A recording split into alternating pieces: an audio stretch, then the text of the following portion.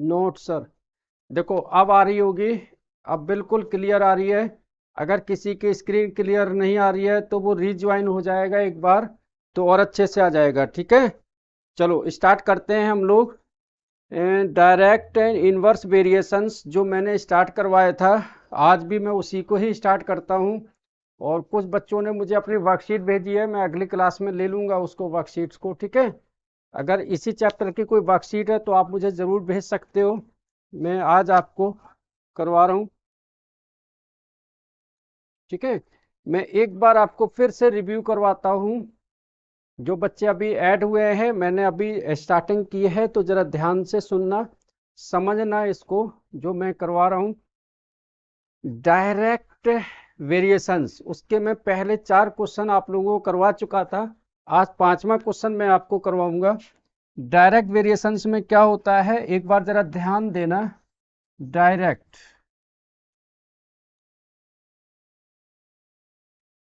Variation या proportional, direct variation या proportional.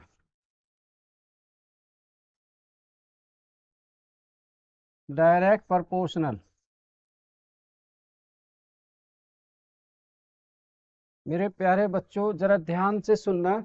Direct variations में, डायरेक्ट प्रोपोर्शनल में क्या होता है कि कोई भी जो दो हमारी क्वांटिटीज होती हैं वो डायरेक्टली होती हैं। डायरेक्टली मतलब या तो डायरेक्ट इंक्रीज होंगी या डायरेक्ट डिक्रीज होंगी।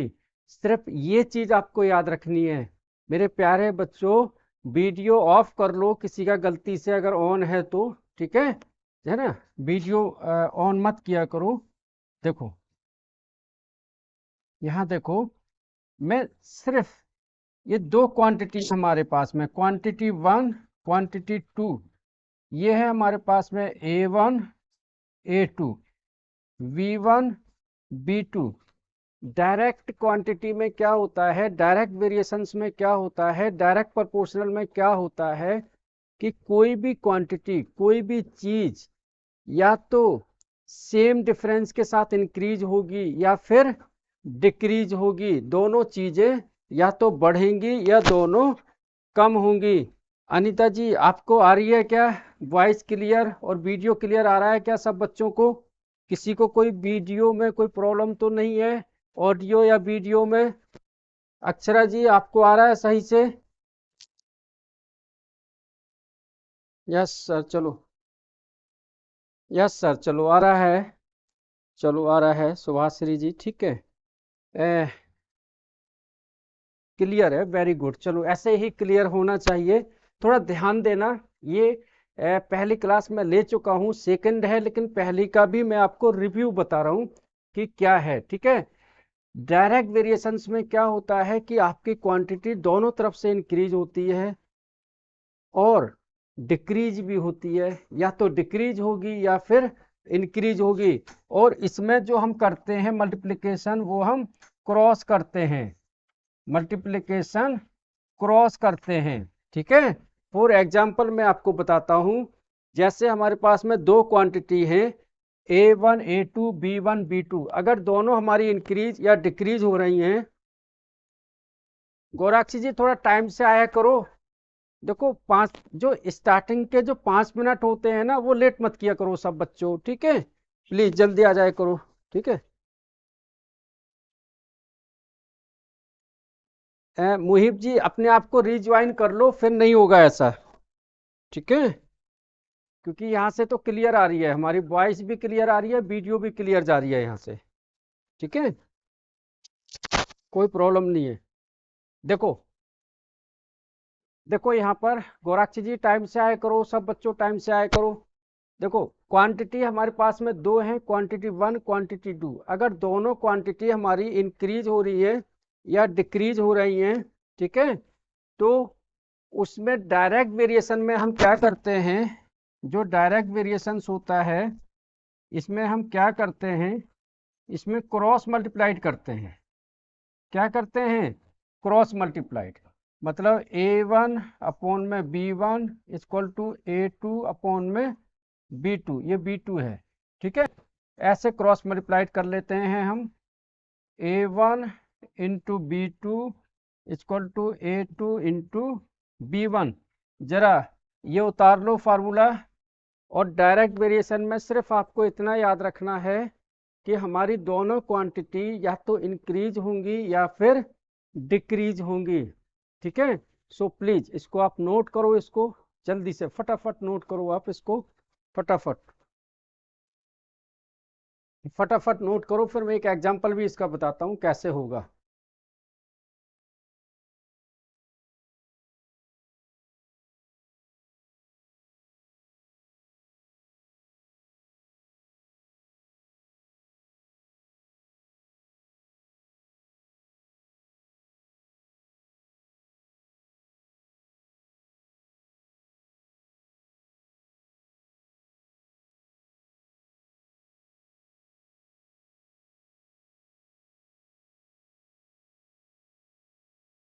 जल्दी से इसको उतार लिया है तो एक बार डन कर दो कि मैंने उतार लिया है। फिर मैं एक क्वेश्चन आपको बोलता हूं जिसको आप करेंगे।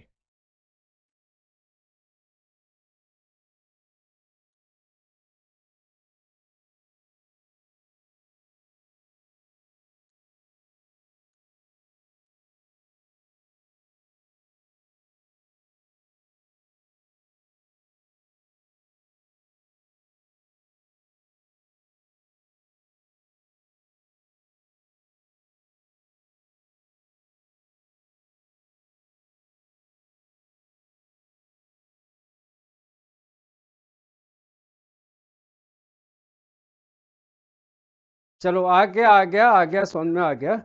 चलो ठीक है, एक क्वेश्चन मैं बताता हूं आपको, लिख लो इसको। ए train covers a distance of 600 kilometer in 8 hours. How much time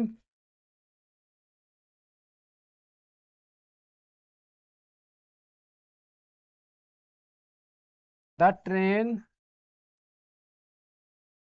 will take to cover a distance of 800 kilometre.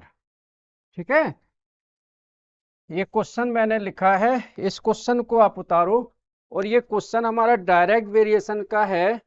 ये कैसे हम जानेंगे कि ये डायरेक्ट वेरिएशन का है? ये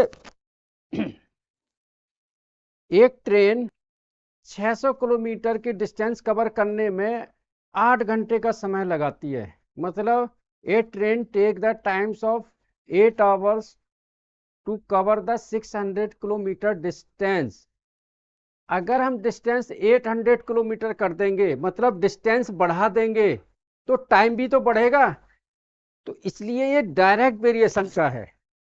आप समझ रहे हो, मतलब इसमें दोनों चीजें इंक्रीज हो रही हैं। अगर हम डिस्टेंस बढ़ा रहे हैं तो टाइम भी बढ़ेगा, अगर डिस्टेंस कम कर देंगे तो टाइम भी कम लगेगा, क्योंकि स्पीड सेम रहेगी उसकी। लास्ट में लिख सकते हो in uniform speed, with uniform speed. Uniform speed का मतलब होता है कि स्पीड उसकी चेंज नहीं हो रही है, स्पीड उसकी चेंज नहीं हो रही है। मैं आपको फिर से समझाता हूं, जो बच्चे हमारी आज की क्लास में नए आए हैं, समझो कि आपका ये बिल्कुल स्टार्टिंग से है। ठीक है, और सिर्फ 4-5 चैप्टर हैं जो आपके फाइनल ईयर्स के लिए आने हैं। लगभग हमारा सिलेबस फिनिश हो जाएगा दिसंबर तक। ठीक है, डायरेक्ट वेरिएशन क्या होता है? जिसमें हमारी दोनों क्वांटिटी या तो इंक्रीज हो रही है या डिक्रीज हो रही हैं। ठीक है, और इसमें हम रेशियो को क्रॉस मल्टीप्लाइड करते हैं। ठीक है, जैसे ये एग्जांपल है, अगर ट्रेन 600 किलोमीटर की डिस्टेंस में 8 घंटे का टाइम लगाती है, तो 800 किलोमीटर में कितना समय लगाएगी? तो समय बढ़ जाएगा, तो दोनों तरफ में इंक्रीज हो रहा है। अगर इसमें आता कि 600 किलोमीटर को कवर करने में 8 घंटे लग रहे हैं, तो 400 किलोमीटर में कितना समय लगेगा? तो 400 किलोमीटर में कम लगेगा। आप समझ रहे हो? ठीक है, तो ऐसे ये डायरेक्ट वेरिएशंस का, ठीक है।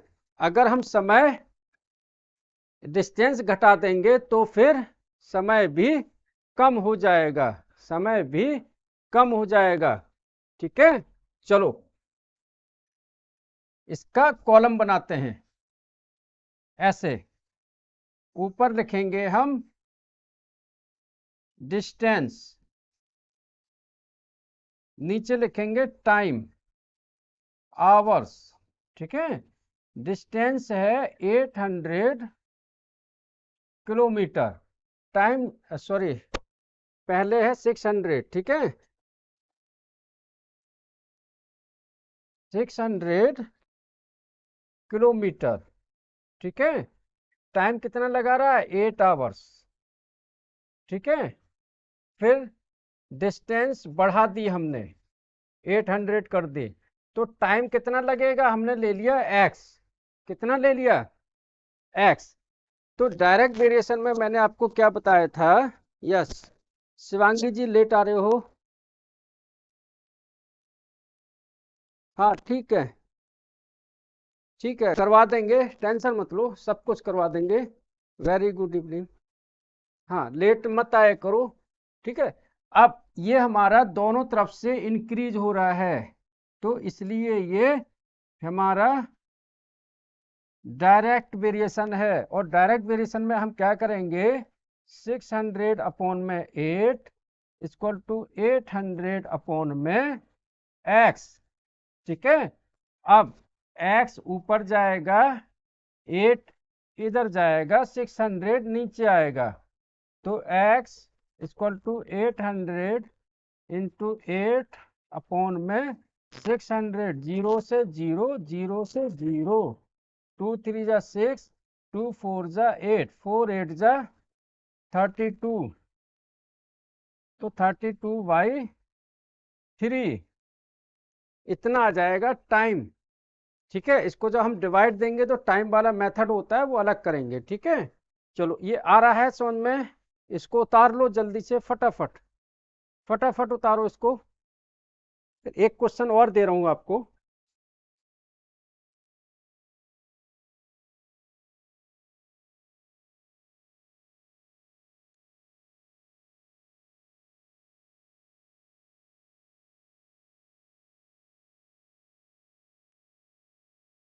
जल्दी से उतारो इसको, फटाफट उतारो। एक क्वेश्चन और दे रहा हूं मैं।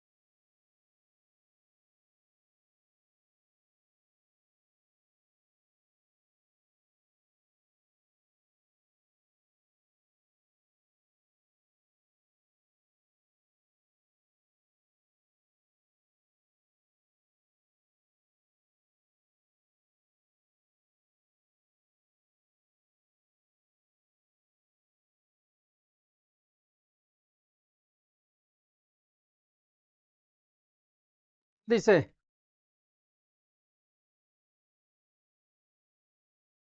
अच्छा ठीक है चलो, चलो ठीक है, नेटवर्क थोड़ा सा सही कर लिया करो। चलो ये क्वेश्चन मैंने उतारा है नीचे, इसको सब बच्चे करेंगे। अगर आपको पहला क्वेश्चन समझ में आ गया है तो ये वाला भी आप कर लोगे। और मैं आप सबसे फिर कहता हूँ कि अगर आप मेरे साथ पढ़ रहे हो तो प्लीज कॉपी पेन अपने साथ रखा करो, ठीक है। कॉपी पेन साथ रखो, जो बोल रहा हूँ उसको नोट डाउन करो। क्लास के बाद में घर पे आप उसको रिवाइज भी करोगे, ठीक है। तो ये क्वेश्चन लिखो जो मैंने यहाँ पर बोला है, Seema types 582 words during half an hour. Seema 582 words type करती है आधे घंटे में, ठीक है ना, half an hour. How many words she type in 10 minutes. 10 minute में वो कितने वर्ड्स टाइप करेगी? जल्दी से करो मेरे को, 2 मिनट में। अगर आपको आ गया है समझ में तो आपको आ जाएगा।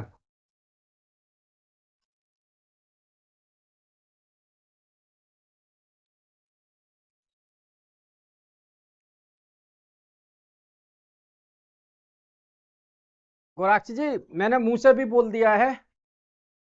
सीमा types 552 words during half an hour. How many words she type in 10 minutes. How many words she type in 10 minutes.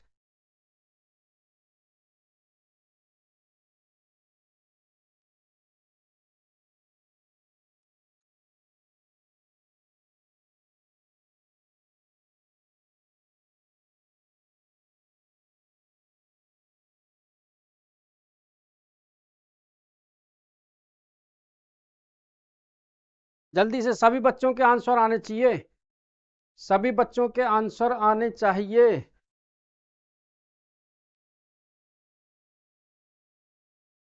Seema types 582 words during half an hour. How many words she type in 10 minutes. Seema 582 words 582 words half minutes में, half hours में, half an hour में type करती है। How many words she will type in 10 minutes. जल्दी से, जल्दी से। Yes, yes, very good. चलो आ रहा है। यस, यस, ठीक है। 194, 194 जिसका आ रहा है वो बिल्कुल करेक्ट है। इसका मतलब यह है कि मैंने अगर आपको समझाया तो आपको चीजें समझ में आ रही हैं, ठीक है। जिस बच्चे का नहीं आ रहा है वो प्लीज यहां देख लो, ठीक है। क्या दिया हुआ है? सीमा टाइप 582 वर्ड्स, तो ऊपर लिखेंगे हम वर्ड्स, नीचे लिखेंगे टाइम। 582 वर्ड्स। अब देखो यहाँ पर हाफ एन आवर लिखा हुआ है और हमको आंसर में पूछा गया है मिनट्स में, तो हाफ आवर्स में कितने मिनट्स होते हैं? 30। तो यहाँ पर 30 मिनट्स लिख लिए, ठीक है। फिर सी टाइप्स इन 10 मिनट्स, मतलब हमने यहाँ पर मिनट्स कम कर दिए तो ये डिक्रीज हो रहा है, ऊपर वाला भी डिक्रीज ही होगा, ठीक है। इसका मतलब है कि ये डायरेक्ट वेरिएशन है, तो ऊपर वाले को हमने ले लिया एक्स, तो डायरेक्ट में है क्रॉस मल्टीप्लाइड कर दो। 582 अपॉन में 30 इक्वल टू एक्स अपॉन में 10, ऊपर 10 जाएगा तो x इक्वल टू आएगा 582 इंटू 10 अपॉन में 30, जीरो से जीरो, इससे डिवाइड दे दो। 194, ठीक है। जिसका नहीं आया है वो प्लीज इसको नोट कर लो, 194, ठीक है। अब आपके बुक का क्वेश्चन करवाता हूं, क्वेश्चन नंबर 5, ठीक है। यस, सही है, सबका सही है, ठीक है। यस, गोराक्षी जी आपको नहीं आ रहा है क्या समझ में? हाँ आ गया, ठीक है, ओके। 194, very good, great. देखो यही चीज तो है ना कि बेसिक कॉन्सेप्ट आपको समझाना था और वो आपको आ गया है, तो अब आपको थोड़े से हार्ड क्वेश्चन की तरफ ले चलते हैं, ठीक है। चलो अब देखो आपके बुक का क्वेश्चन।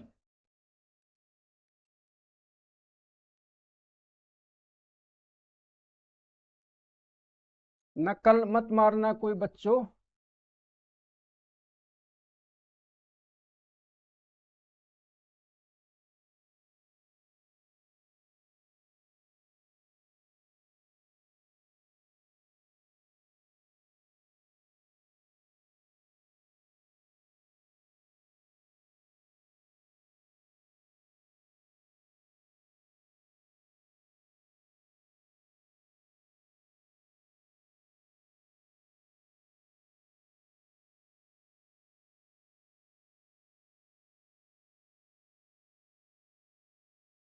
चलो, ये क्वेश्चन एनसीईआरटी का है। आपके पास अगर बुक है तो उसमें से भी आप देख लो।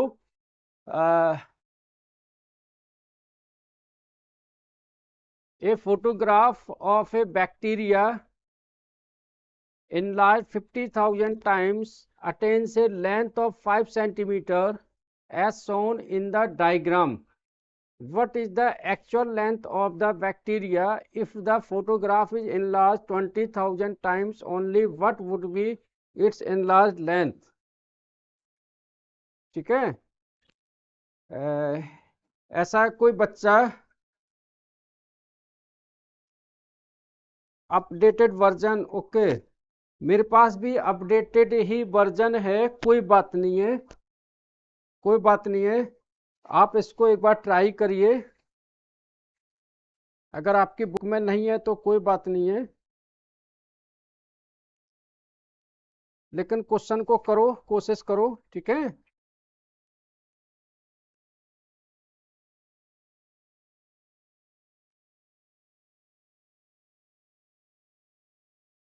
ना, मैं क्वेश्चन की फोटो भी खींच के भेज देता हूँ, एक बार आप करिए इसको।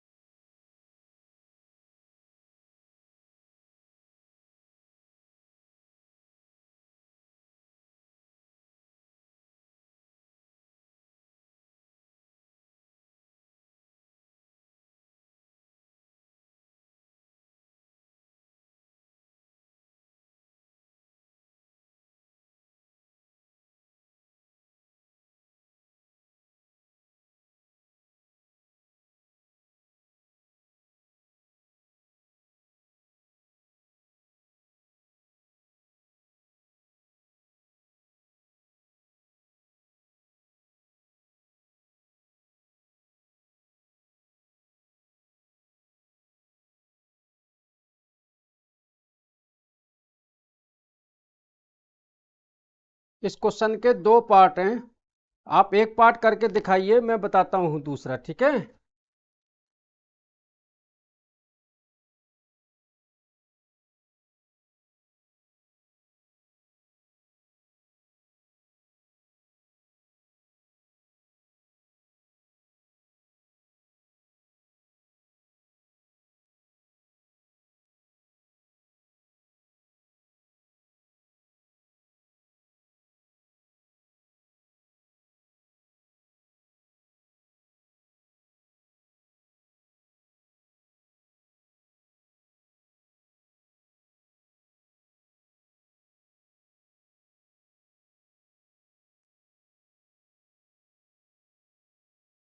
Two centimetre actual length.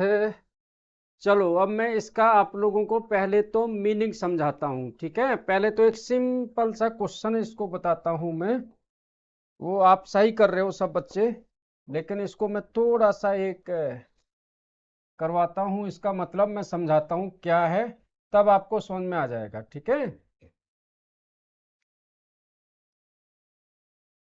Enlarge times, और ये लेंथ 50,000 बार हमने इसको किया है, अटेन से लेंथ ऑफ 5 सेंटीमीटर, ठीक है। एक डायग्राम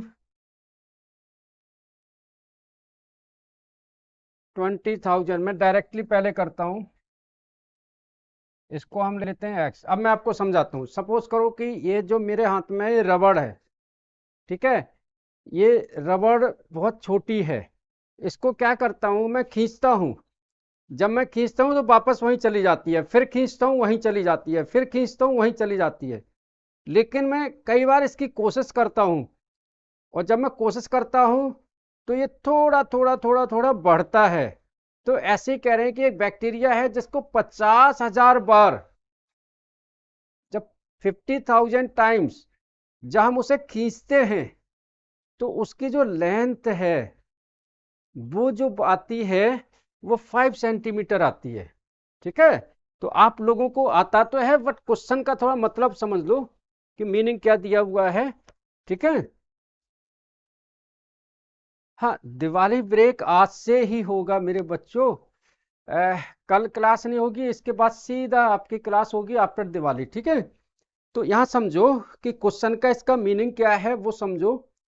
क्वेश्चन का मीनिंग है कि एक बैक्टीरिया है, रबड़ है सपोज करो ये, इससे मैं 50,000 टाइम्स खींचता हूँ, मतलब एक बार खींचा फिर रुका, खींचा फिर रुका, फिर खींचा, है ना।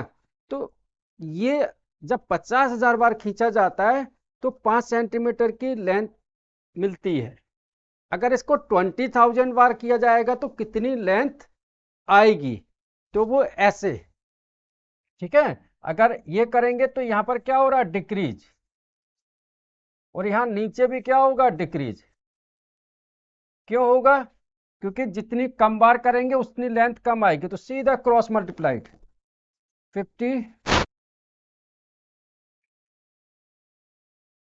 50,000 अपॉन में 5 इक्वल टू 20,000 अपॉन में x, क्रॉस मल्टीप्लाइड, x को ऊपर ले जाओ, 50,000 के नीचे 5 को उधर, तो x इक्वल टू 25 अपॉन में 50, 1 2 3 4, 1 2 3 4, 5 से 5, तो आ गया 2 सेंटीमीटर। ठीक है, इतना आप लोगों ने निकाल लिया है, मतलब इतना आपको मतलब समझ में आ गया है। ठीक है। अब एक पार्ट और इसका पूछा हुआ है, what is the actual length of the bacteria, actual length of the bacteria, तो वो कैसे निकलेगी, अब मैं बताता हूं आपको। ये रबर बैंड है, इसको 50,000 टाइम्स मैंने खींचा, तब 5 सेंटीमीटर हमारी हाइट निकली है, लेंथ निकली है। तो एक्चुअल लेंथ इसकी कितनी रही होगी, हम इसमें करेंगे, सिर्फ इतना करेंगे एक्चुअल लेंथ के लिए, सिर्फ 5 सेंटीमीटर को 50,000 से डिवाइड दे दो, 5 से 5 गया 1, इक्वल टू, ये नीचे कितने जीरो हैं, 1 2 3 4, तो 1 इंटू 10 की पावर माइनस का 4 सेंटीमीटर, ये वास्तव में इसकी लेंथ इतनी थी, या 10 की पावर माइनस 4। ठीक है। तो एक्चुअल लेंथ कितनी थी, इतनी। अगर इसमें क्वेश्चन ये आता कि हाउ मच, ये तो हो गया, what would be it's enlarge length, अगर आ जाता है कि इसकी इनलार्ज लेंथ कितनी होती, मतलब कितना हमने इसको खींचा है। अभी तक तो हमसे सिर्फ इतना ही पूछा गया है कि लेंथ कितनी आई, अगर इसमें पूछा जाता है कि पहले 5 थी अब 2 है, तो एक्चुअल में कितनी डिफरेंस आई है, तो 5 माइनस 2 कर देते 3 आ जाता, लेकिन वो पूछा नहीं है। चलो इतना कर लो। चलो, ये आ गया समझ में आप लोगों को, यस सर नो सर, जल्दी बताओ मेरे को, कोई ऐसा बच्चा जिसको ये क्वेश्चन नहीं आया हो समझ में। ठीक है। चलो, very good, hands up, very good. चलो, अरे मोहम्मद मुहीब साहब, ये कल भी मैंने क्लास में बताया था 8 बजे वाले बैच में, आज भी बता रहा हूँ, कुछ है ही नहीं, 50,000 20,000 5 और x नीचे रख दिया, क्रॉस मल्टीप्लाइड कर दिया। ठीक है। तो क्लास के बाद में कॉपी में लिख के फिर एक बार और रिवाइज करना है इसको। ठीक है। चलो करो, उतार लो इसको, उतार लो, उतार लो इसको एक बार।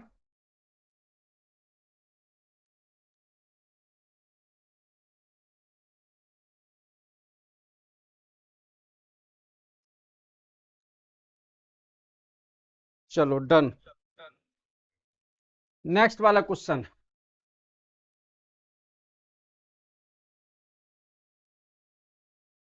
इन a model of a ship, in a model of a ship the mast is 9 centimetre high, model of a ship, एक शिप का जहाज है। ठीक है।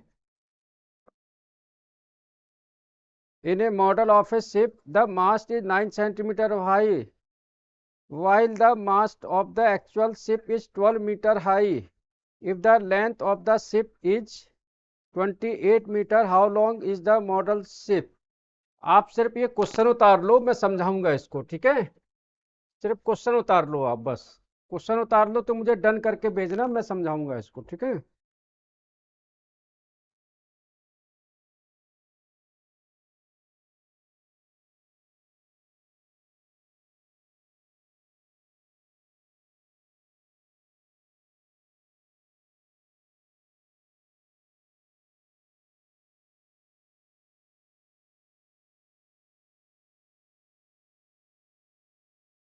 क्वेश्चन उतार लो, मैं समझाऊंगा। चलो हो गया, ठीक है। चलो, इसमें दो चीजें हैं, ठीक है? एक तो मास्ट है और दूसरा शिप है, मतलब ये जहाज है हमारे पास।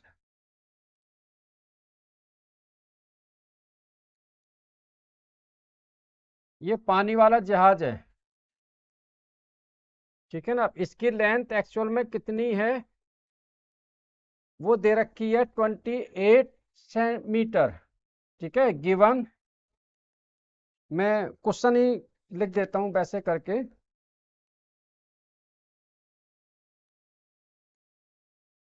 जो शिप की लेंथ है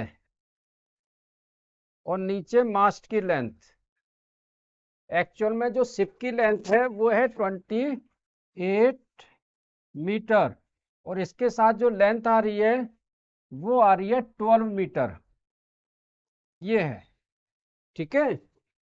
जो शिप की लेंथ है वो है 28 मीटर, और इसके ऊपर जो ये मास्ट है, ठीक है, इसकी लेंथ आ रही है 12 मीटर। फिर पूछ रहा है if the mast is 9 centimetre high, अगर उसका मास्ट 9 सेंटीमीटर हाई है तो शिप की लेंथ कितनी होगी? एक्स,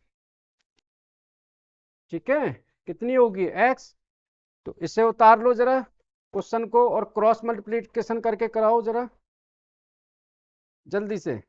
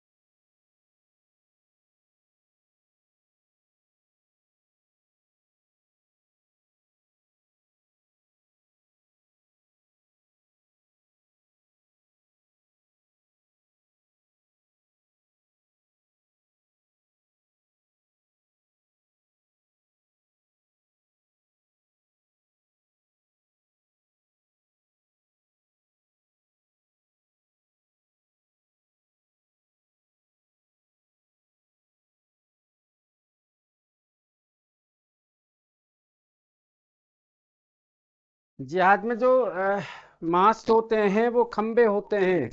हाँ, मास्ट मतलब खंबे होते हैं, ठीक है, जो लगे होते हैं, मस्टूल जिनको कहते हैं, ठीक है ना? आपने पानी वाला जहाज देखा होगा तो झंडा सा लगा होता है एक लंबा सा, ठीक है, मास्ट, तो वो खंबे कह सकते हो उसको, ठीक है?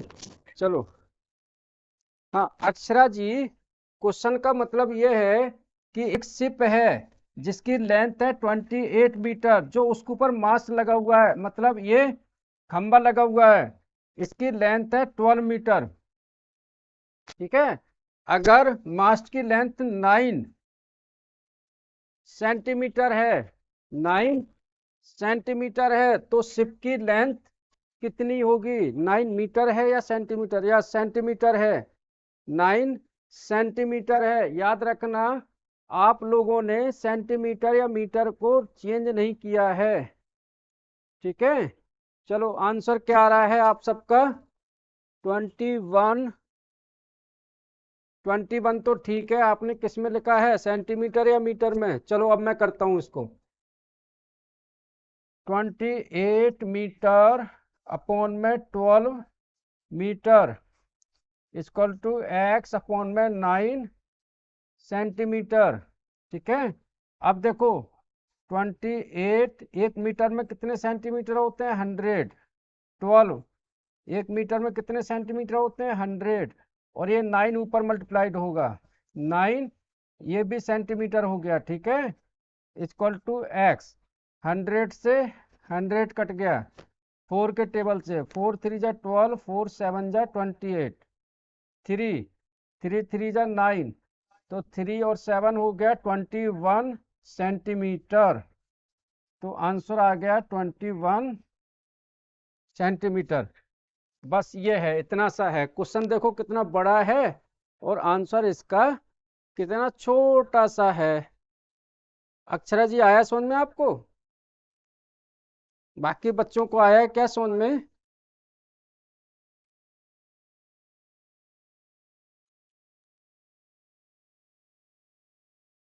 यस सर, चलो चलो ठीक है। तो ऐसे ही हम एक एक करके क्वेश्चन करेंगे, ठीक है। एक दो क्वेश्चन मैं अपनी तरफ से भी आपको दे दूंगा बीच बीच में, ठीक है। चलो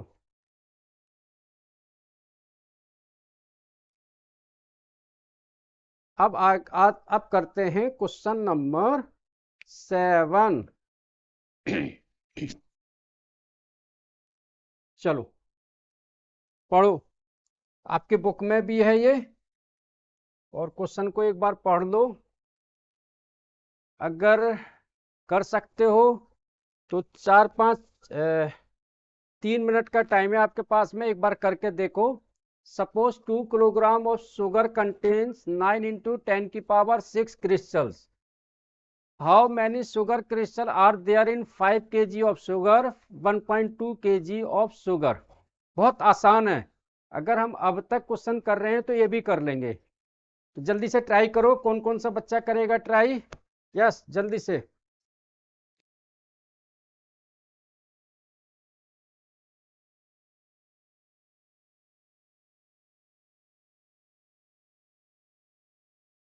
बेटे अभी एक क्वेश्चन इसको मैं करा दूं, उसके बाद क्लास एंड होगी। इतनी जल्दी क्यों कर रहे हैं? क्या समझ में नहीं आ रहा है आपको? सुमन जी समझ में नहीं आ रहा है क्या आपको? शिवानी, हिमानी, क्या है कुछ शर्मा, जानवी, जानवी शर्मा, क्या समझ में नहीं आ रहा है आपको? आ रहा है, वेरी गुड।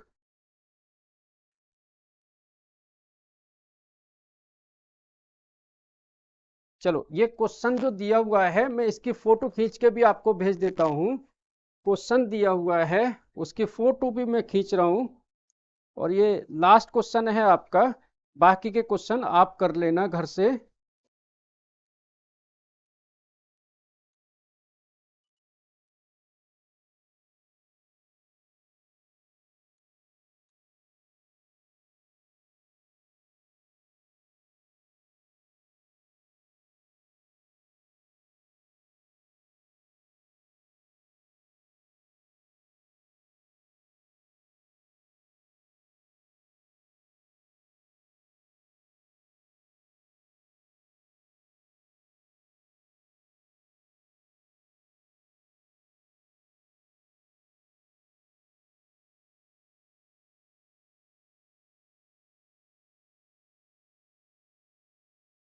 चलो मैंने क्वेश्चन भी भेज दिया आपको।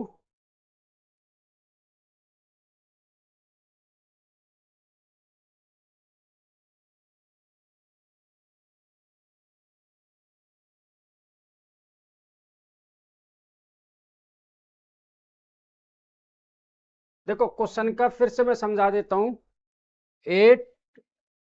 2 kg of sugar contains crystal 9 into 10 की power 6, then how many crystal will it contains in 5 kg of sugar and 1.2 kg of sugar? तो ठीक है, श्रेष्ठ जी आ गया समझ में क्या? श्रेष्ठ धीमान जी, मतलब क्रिस्टल्स क्या होते हैं? जब चीनी होती है ना, चीनी, ठीक है, तो उसमें हम चीनी हमको क्या मिलते हैं? दाने मिलते हैं, वो क्रिस्टल्स वही होते हैं, ठीक है। तो वही इसमें कह रहा है कि 2 kg में 9 into 10 की पावर 6 क्रिस्टल्स होते हैं, मतलब काउंटिंग्स में। तो 5 kg में कितने होंगे और 1.2 kg में कितने होंगे, तो बना लो वैसे ही। ठीक है, यहां पर आएगी शुगर इन केजी, नीचे आएगा क्रिस्टल्स, ये है यहाँ पर 2 kg, क्रिस्टल है 9 इंटू 10⁶, फिर है 5 kg, और ये x ले लो, बस क्रॉस मल्टीप्लाइड कर दो इसको। ठीक है, 2 अपॉन में 9 इंटू 10⁶ इक्वल टू 5 अपॉन में x ऊपर जाएगा, ये ऊपर जाएगा, 2 नीचे आएगा, तो x इक्वल टू 5 अपॉन में 2 इंटू 10⁶, 10⁶, 9 भी आएगा साथ में, 9 इंटू 10⁶। ठीक है, समझ में आ गया। तो अब इसको 45/2, मैंने 9 को भी मल्टीप्लाइड कर दिया है, इंटू 10⁶, इसको डिवाइड दे दो, तो आ गया 22.5 इंटू 10⁶, ये लो क्रिस्टल्स। ठीक है,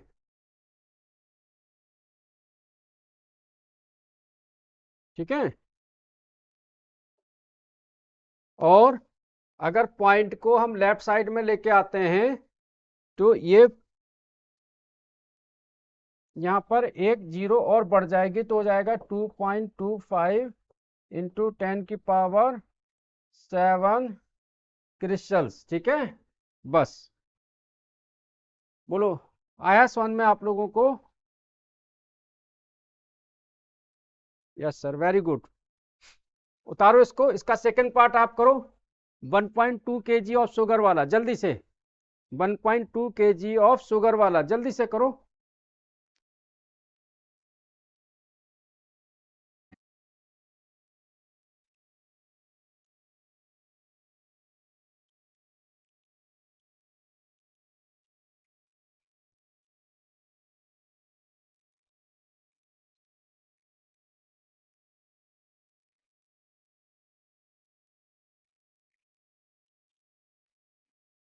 वन पॉइंट टू के जी वाला कर लो, फिर इसके आगे के मैं कुछ आपको होमवर्क दूंगा, जिनको आपने घर से करके लाने हैं। ठीक है,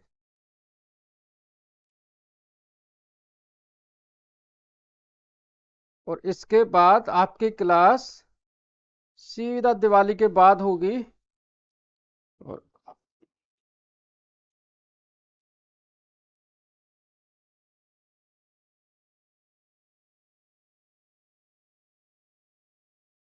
ट्यूसडे नहीं होगी,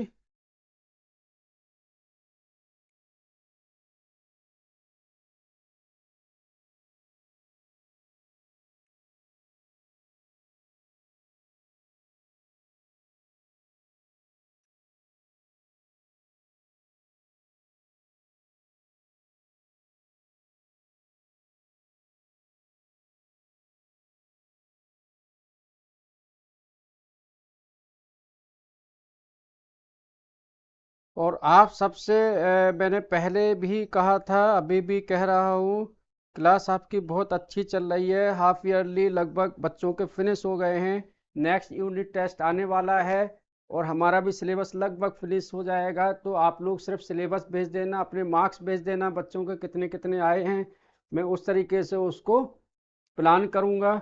और आप सबसे रिक्वेस्ट है, प्लीज़ अपने दोस्तों को, अपने फ्रेंड्स को स्कूल सेक्शंस में, बाकी सब क्लासेस में, और जो आपके जानने वाले हैं, आपको हमारा पोस्टर मिलते होंगे और मिलेंगे, प्लीज़ उनको रेफ़र करिए, बच्चों को ऐड करिए, बच्चों को।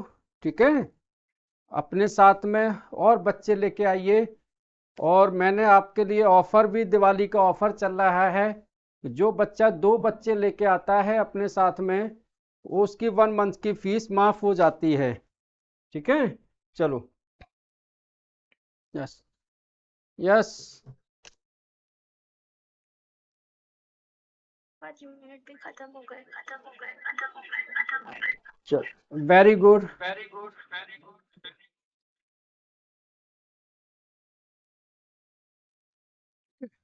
अब अगले प्लान करेंगे हम लोग अगले सेक्शन के लिए, ठीक है।